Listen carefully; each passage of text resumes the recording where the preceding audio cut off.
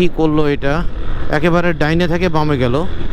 তো এটা হচ্ছে ভাঙ্গা ঢাকা পদ্মা ব্রিজ হয়ে হাইওয়েটা।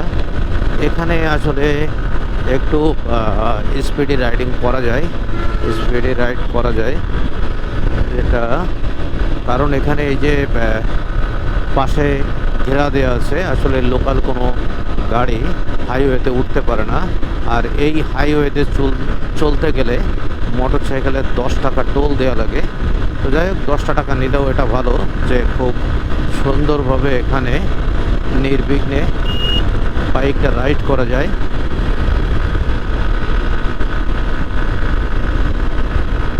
যে এই রোডে আসলে 100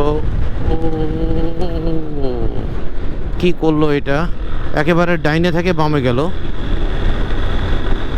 আর আমার গাড়ির স্পিড প্রায় 100ই ছিল। তো এটা আসলেও একটা রং ডিসিশন নিল, একেবারে ডান থেকে বামে টান দিল। এটা আসলে আমার স্পিডটা ওখানে স্লো করাটা কঠিন ছিল।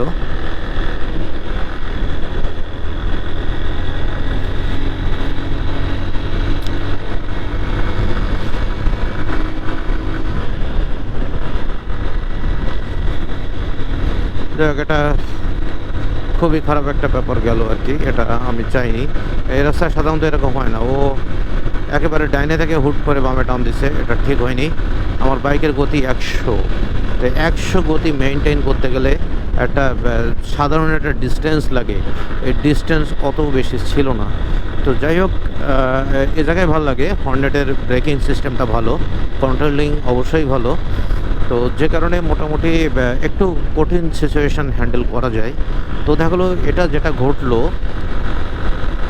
ভালো লাগেনি আমার কাছে, কারণ আমার মনে হয় ওর ভুল হয়েছে আর কি, যে একেবারে ডাইনে থেকে বামে এভাবে টার্ন করা যায় না।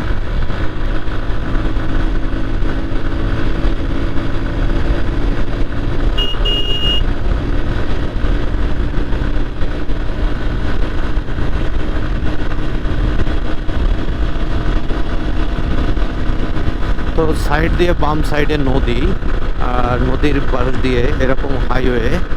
তো এই জায়গায় বাস টাসও কোনো ব্যাপার না, পিছনে ফেলে দেওয়া যায়, কারণ রাস্তা এমনটাই স্মুথ।